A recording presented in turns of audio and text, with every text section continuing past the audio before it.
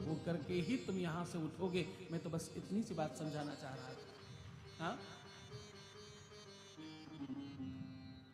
आप चिंतन करके देखो, बिलपत्र, अभी तुमने पिछली कथाओं में भी सुना है, बिलपत्र क्या है? बिलपत्र भगवती पराम्बा भुवनेश्वरी आदि शक्ति माता गौरी के अश्रुओं से बना हुआ एक वृक्ष है। जैसे रुद्राक्ष महादेव के आंखों के अश्रुओं से बना हुआ एक वृक्ष है, जो जनमानस के लाभ के लिए परमात्मा ने सुलभ कराया, वैसे ही माता के अश्रुपात से, अश्रुओं से बना हुआ वृक्ष जिसे बिलपत्र कहते हैं। और पुराणांतर में अगर देखा जाए तो कहते हैं बिलपत्र ही है जिससे ब्रह्मा विष्णु महेश की उत्पत्ति हुई। कालांतर में वेद, अगर आप पुराणों में और उपनिषदों में झांक कर देखें तो साफ साफ लिखा है, तुम ब्रह्मा तुम वरुणस्त्वं तुम अग्निस्त्वं तुम सर्वास्त्वं, तुम्ही हो सर्वस्व, सर्वस्वरूपी सर्वे से सर्वशक्ति समन्विते वैभस्त्राहिनो देवी। ये देवी, तुम्हारे आंखों से जो अश्रु गिर रहे हैं, से जो वृक्ष बन रहा है, इसमें ब्रह्मा विष्णु महेश इंद्र वरुण कुबेर समस्त प्रकार के देवी देवताओं की शक्ति समाहित है। और कुछ वेद तो यहां तक कहते हैं कि यही है जिस वृक्ष से संपूर्ण विश्व की रचना हुई है। इसमें नक्शा है, इसमें नेविगेशन है, इसमें ब्रह्मांड से संवाद स्थापित करने की क्षमता है। इसलिए परमपिता परमात्मा देवादिदेव महादेव के ऊपर से स्पर्श करके चढ़ाया जाता है, और इसे चढ़ाने से भगवान शंकर सबसे ज्यादा जल्दी प्रसन्न हो जाते हैं। वेद कहता है, चारों के चारों वेदों में स्पष्टता से इस बात को लिखा गया है, त्रिदलम त्रिगणाकारं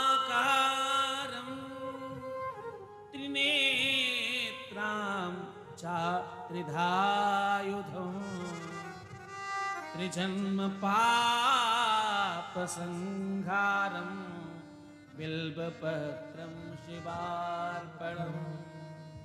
भगवान शंकर के ऊपर बिलपत्र चढ़ाने से 1 करोड़ कन्या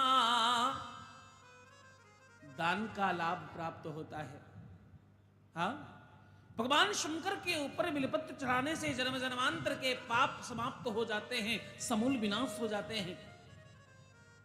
बिलपत्र के नीचे किसी भी कंकड़ को रखकर अगर पूज दिया जाए तो कहते हैं उसमें 12 ज्योतिर्लिंग की शक्ति समाहित हो जाती है। हाँ, किसी भी मनोरथ के साथ तुम बिलपत्र के पेड़ के नीचे की मिट्टी उठाकर शिवलिंग बनाकर आप अभिषेक कर उसे विसर्जित कर दीजिए। ऐसा करते ही आपका मनोरथ 24 घंटे के अंदर पूर्ण हो जाएगा। बिलपत्र का वृक्ष अपने आप में सिद्ध है। और एक बात कहूं,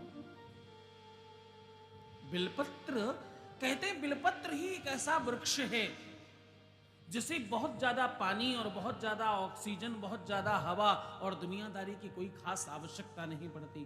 कहते हैं ब्रह्मांड से जुड़ा हुआ है और उसमें अमृत के तत्व हैं। ऐसे विश्व की कोई बीमारी नहीं है जिसे बिलपत्र खाने से, बिलपत्र का चूर्ण लेने से वो बीमारी दूर न हो जाती हो। ऐसा कोई बीमारी नहीं, ऐसी कोई बीमारी नहीं जो बिलपत्र से ठीक ना हो जाती हो, और ऐसी कोई साधना नहीं जो बिलपत्र के वृक्ष के नीचे बैठकर की जाए वो संपूर्ण नहीं हो जाती हो।